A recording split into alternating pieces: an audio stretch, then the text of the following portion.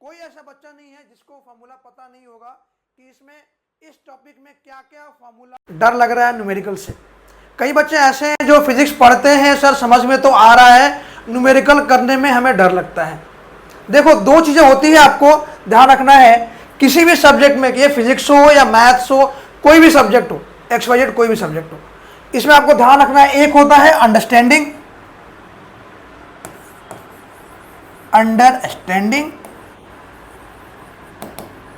दूसरा होता है आपका नॉलेज। दोनों में क्या अंतर है? अंडरस्टैंडिंग ये है सब्जेक्ट का आपको कितना समझ में आ रहा है।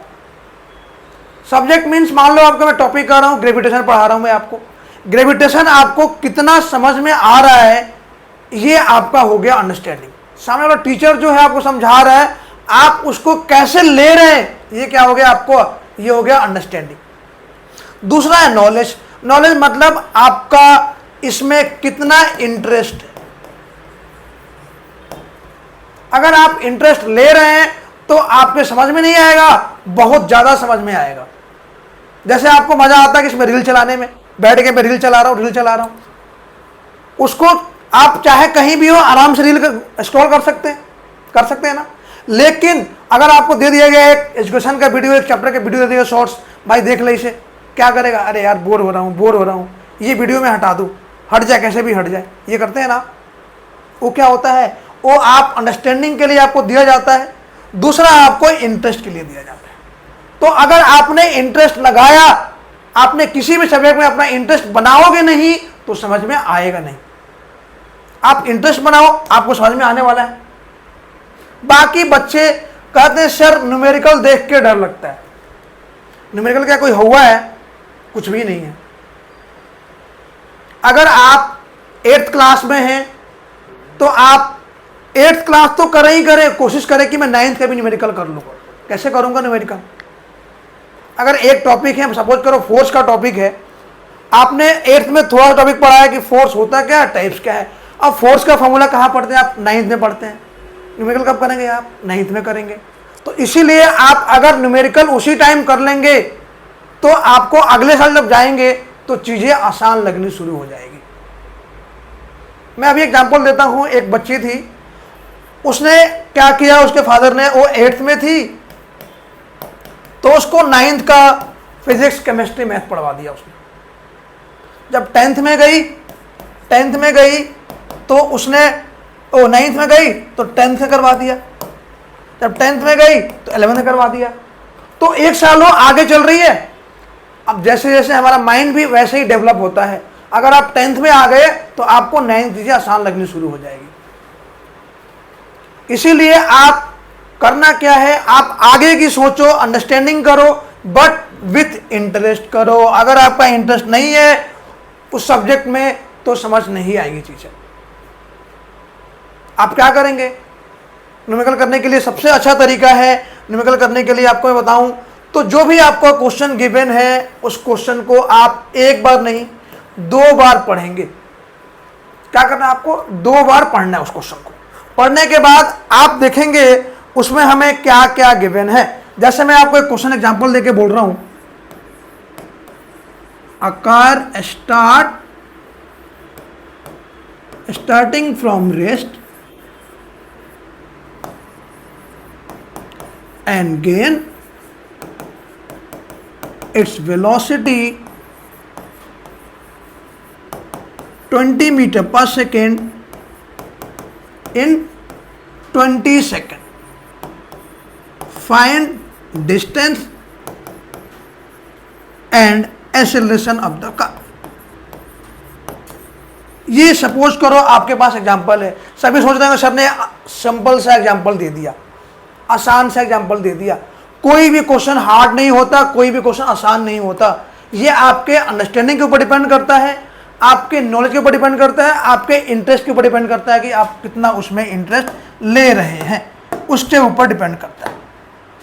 चलिए, तो ये क्वेश्चन है। आप सबसे पहले हम क्या करेंगे, क्वेश्चन को 2 बार, एक बार नहीं, मैंने क्या कहा, इसको आप 2 बार पढ़ेंगे।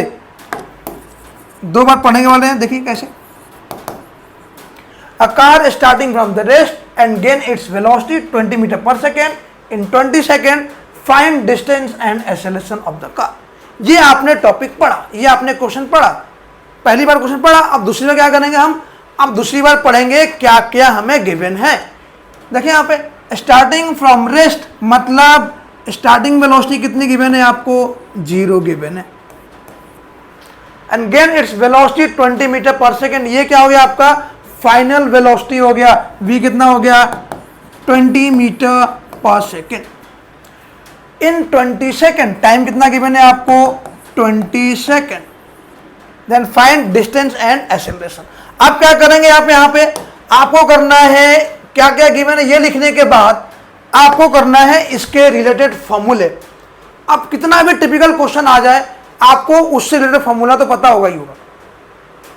कोई ऐसा बच्चा नहीं है जिसको फॉर्मूला पता नहीं होगा कि इसमें इस टॉपिक में क्या क्या फॉर्मूला हो सकता है। अगर आपको फॉर्मूले नहीं पता तो फिर फायदा ही नहीं आपके पढ़ने का। फॉर्मूले आपको रटना है, फॉर्मूले लिखना है आपको। यहां पे 3 फॉर्मूले हमने पढ़े थे,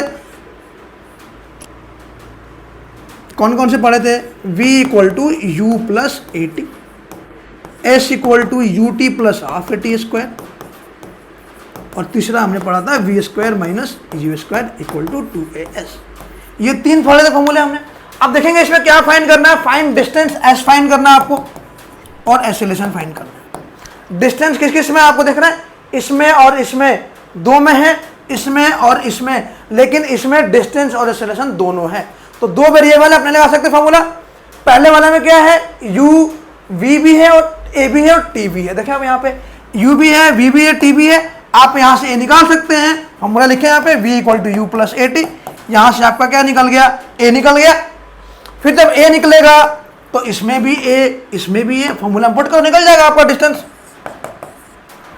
इस तरह से आप क्वेश्चन को अप्रोच करेंगे तो न्यूमेरिकल आपसे छूटने वाला नहीं है। कोई भी न्यूमेरिकल कितना भी टफ आ जाए, आप क्वेश्चन को 2 बार पढ़े, एक बार मैंने सिंपल रीडिंग करने के लिए बोला है, दूसरी बार पढ़ते हुए आपको लिख लेना है कि मैं क्या क्या गिवन है।